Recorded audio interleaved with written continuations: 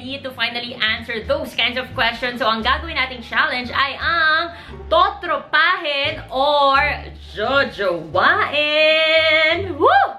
Excited na ako. Jojowain nga ba o totropahin? Here we go! Kobe, yung itsura niya, like, okay, gwapo, syempre, gwaping. Pero kasi mas bata to sa akin eh. Way younger ang alam ko. Pero gusto ko yung appeal niya, parang. Pero usually, ayoko ng mas bata sa akin. So, for Kobe Paras, totropahin. Totropahin ko si Kobe. Game, next. Isa to sa mga feeling ko, baka mabash ako ng niya, mga followers niya. Pero, alam mo yung ma-appeal talaga. Moreno, maganda yung smile, tas attractive yung eyes niya, parang nangungusap. Ang ganda ng katawan. Bakit nanginginig ako mag-explain? Hindi ko na kaya, parang hindi ko na masasurvive. Pero again, dahil mas bata, feeling ko, totropahin. Bakit ganun? Feeling ko, tanda ko na. Grabe na. So, totropahin natin yung Richie Rivero. Yan. Sa ano na lang siya, para na lang siya sa marami niyang fans and mga nagkakagusto sa kanya. Sa inyo na lang siya. Totropahin ko lang. O, yan. Si Scotty, para ko siyang... paano ko ba-explain? Kapag nakikita kami nito, alam mo yung parang fun, light, tawanan, kantsawan. Kasi pares kami na personality bubbly. But looks-wise, hindi ko bet yung looks ni Scotty Tsaka ang galing niya sumayaw. Like, sa mga TikToks niya, parang Pero si Scotty, tsaka may girlfriend to si Scotty. Scotty Thompson, totropahin natin. Chris Banchero. Eto, lagi ko tong pinag-iisipan. Hindi, lagi ko itong iniisip kasi every time, di ba nga, marami nagtatanong, sino bang crush mong PBA player? Sinong ganito? So, iniisip ko, sino bang gwapo? Naisip ko, Chris Banchero. The thing with Chris Banchero, guys, girls, ang gwapo niya. Nice eyes, nice nose, nice teeth, nice smile. Pero yung kagwapuhan niya, kaya hindi ko siya like makrush or like mabitan. Kasi sa sobrang gwapo niya, feeling ko, sa mata ko, ang ganda na niya. Parang may insecure ako sa kanya, ganon. Feeling ko pag naging jowa ko siya, may insecure ako sa ka-perfect ng itsura niya. So, Chris Banchero, totropahin din natin yan. Totropahin yung Chris Banchero. Si bro. Si Terence yung isa sa mga feeling ko hindi gwapo talaga. Sa totoo lang. Pwede nyo akong i-disagree, pwede kayong mag-comment down below ano tingin nyo kay Terence. Pero sa akin, isa siya dun sa mga hindi gwapo, pero dahil ang galing mag-basketball, nagkakaroon ng appeal. And si Terence, kaibigan ko to before pa. College days pa niya, bago pa siya sumikat. So, from the start, kaibigan ko siya. So, tropa talaga.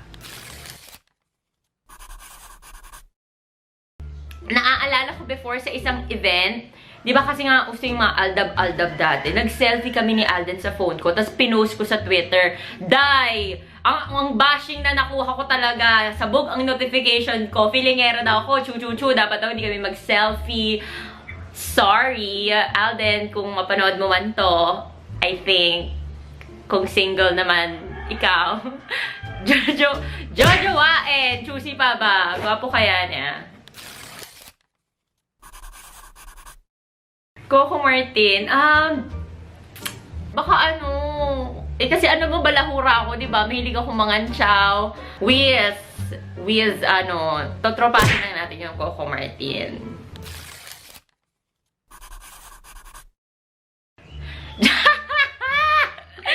John Vic de Guzman! Die! Diyos ko! Si John Vic. Una ko siya nakilala, nag-cover tayo ng NCAA beach volleyball sa Subic, diba? Growing up, nung nagdadalaga ako, hindi ako mahilig sa tall, dark, and handsome. Moreno, hindi ko ako na-attract. Pero si John Vic, tropa yan ever since. So, totropahin natin si John Vic. Mahirap siyang ma-reach. Parang ganon, di ba? Pero sa totoo lang, like with interview, sobrang kalug na tao. Very approachable, sarap kakwentuhan. Yes, so, Chris Chu, kung siguro na-meet ko siya and ka-age ko siya dati, jojowain. Pero alam naman natin, may family si Chris, may mga anak. Hi, Chris. So, ano yan, tropa. Kaibigan natin yan, totropahin. Pero kung given a chance, before, kung kaano ko siya, kasabayan ko, syempre naman, no, Chris Chu, kunwari nag-message sa akin, I do! Oh, jowa agad-agad, walang ligaw. Si James, kung hindi alam ng madami, ay part ng aking 18 treasures. Parang naaalala ko, wala pa yung regalo.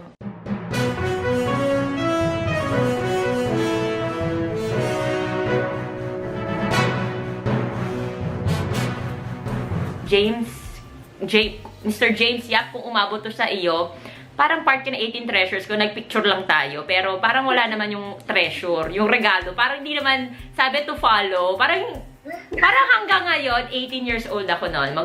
10 years ago na yon, James, 10 years. Maganda to, panawagan na rin pala to kay James. James, tropa, yung 18 treasure ko, pakipadala naman.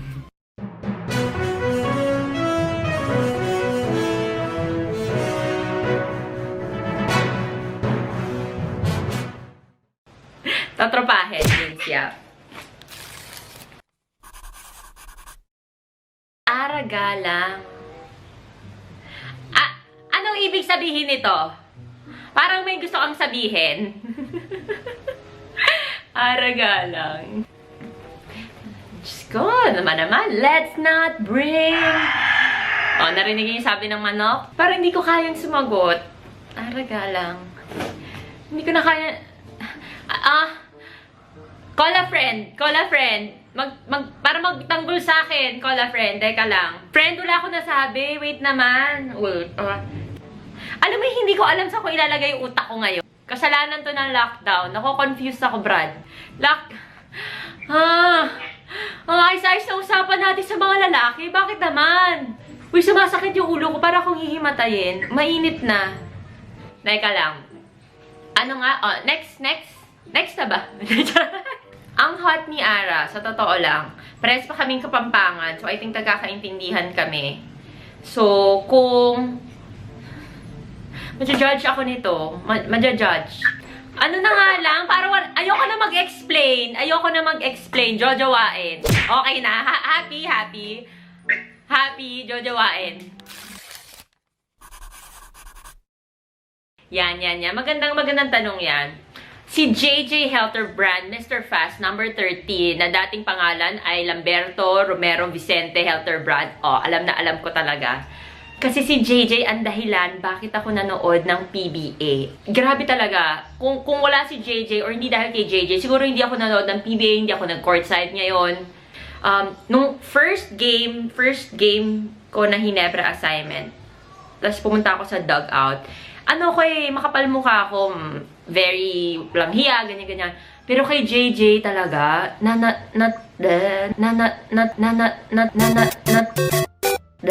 Pero going back to the question, kung dati ako tatanungin, JJ Helterbrand, nagpiprint pa ako ng mga pictures niya, tapos papapirma ko pa sa kanya, dati jojowain. Pero ngayon, totropahin ko na si JJ Helterbrand.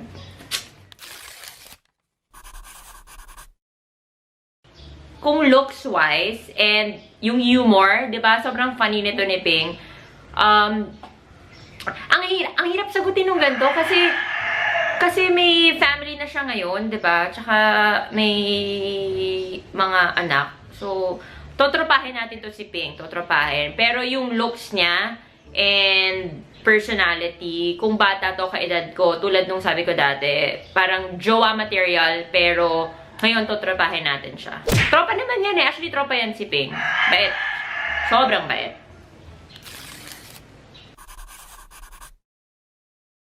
Sinasabutahin mo ako, friend. Bakit ganito yung mga choices natin? Dali akong kausap. Jojowain. Oh, ang isang katulad mo. Pero engaged PJ Simon ngayon. Engaged naman na siya. Alam nyo, mapapahamak ako sa ginagawa mo eh. Bakit naman ganyan yung choices? Mga engaged, mga may girlfriend, mga may asawa. Ano ba? Pero, totropahin na lang siya ngayon kasi syempre naman sa lagay niya. Pero kung single naman lahat, edi jowain, Mukhang cool siya, parang ang cool niya. Pero totropahin natin yan si Margie. Ano yan? Philippine pride, pero tropa yan. So, should my answer be in English? Because just in case you watch this, or, you know. Yeah. Brother naman. I was very fortunate na ma-meet siya and ma-cover siya nung naglaro siya for our flag, for our country, nung Asian Games sa Jakarta. So, na-meet ko siya, na-interview ko siya, na-meet ko yung parents niya. Sorry guys, na-meet ko na yung parents niya. Okay, if you're watching, Coach Mike, bumati sa magulang! Coach Mike, if you're watching, JC, hey! No, na-meet ko siya, jojowain ko siya.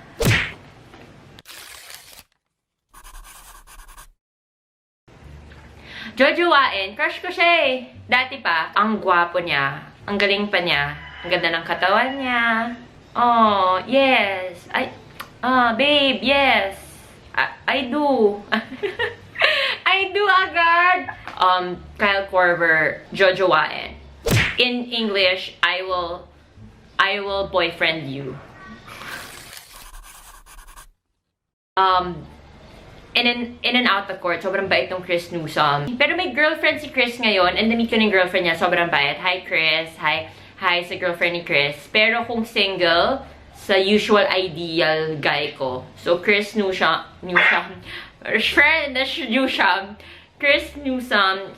jojowain, if single. But, since taken siya, totropahin. Pero kaibigan ko si Chris. Chris, if you're watching, alam mo na. Si Joe, tropa agad. Sabihin ko, totropahin. Kasi, alam niyo na yung mga qualifications ko. Tsaka parang ang saya niyang tropa. Parang ang saya niyang kaibigan. Walang dull moment. Sobrang character, personality talaga. Parang kung malungkot ka.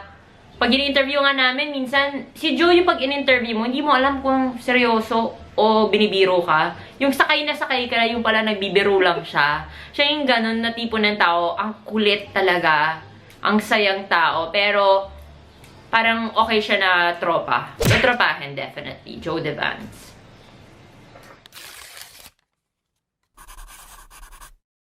Yan! Ang kuya kong Ryan Aranya. Alam nyo, si Ryan, ang masasabi kong totoong kaibigan ko sa PBA. Siya siguro yung pinaka-kaibigan ko sa PBA. Kuyang-kuya. Para kami magkapatid ni Ryan. Diyos ko, wala talaga. Walang impact.